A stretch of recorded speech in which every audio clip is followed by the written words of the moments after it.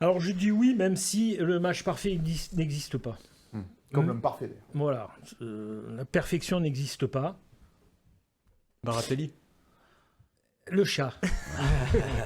Le chat s'en rapproche. Et Alors- comme Nice s'est rapproché de la perfection, lors de ce match, tactiquement, Hez a dominé, a battu De Zerbi, comme quoi la tactique n'appartient pas qu'aux Italiens.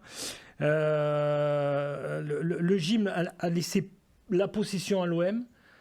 Tout était, c'est vrai que comme l'a dit Patrice, tout était étudié, travaillé. Je pense qu'ils avaient fait beaucoup de vidéos. Et on l'a vu sur la possession laissée à l'OM, les espaces coupés, les liaisons coupées, le placement et le replacement des joueurs défensifs comme offensifs. Ça a été un modèle au niveau tactique. Et au niveau collectif, aussi dans les duels, dans l'envie, dans l'intensité.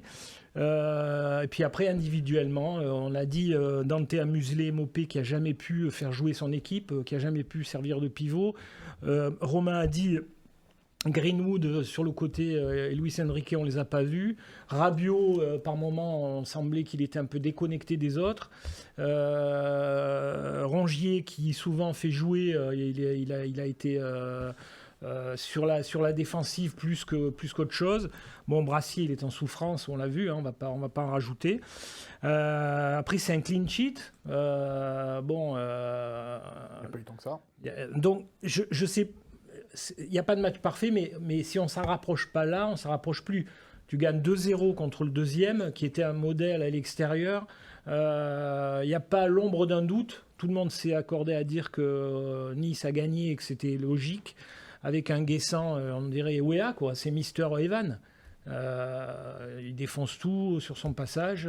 Donc, si c'est pas le match presque parfait là, après, il faut faire jouer Maradona, quoi. Oui, tu n'es pas d'accord avec cette idée de match parfait. Et dès la mi-temps du match, on en parlait déjà. Exactement, c'est surtout sur la première mi-temps moi, que j'ai trouvé. On s'est retrouvé un peu avec les confrères, on disait super mi-temps et tout. Moi je trouvais pas. Je trouvais mi-temps très sérieuse de l'OGC Nice contre un OM très faible. J'ai vraiment trouvé l'OM très faible. Il y avait Rabiot qui posait des problèmes dans le placement. Il venait s'intercaler entre Klos et Youssouf. Et il y a une fois où c'est d'ailleurs passé. Et moi je trouvais en fait l'OGC Nice pas assez bon avec le ballon. Sur quelques transitions où ils auraient pu être bien meilleurs, il y avait des situations qui laissent le ballon à l'OM, ça c'était le plan, ils l'ont très bien fait. Par contre, sur des récupérations, parfois il y avait des contres qui étaient trop mal joués. Et, pour moi, s'il y a un match parfait, il y a 4-0 au final sur ce match-là. Parce que l'OM très faible derrière, on le savait.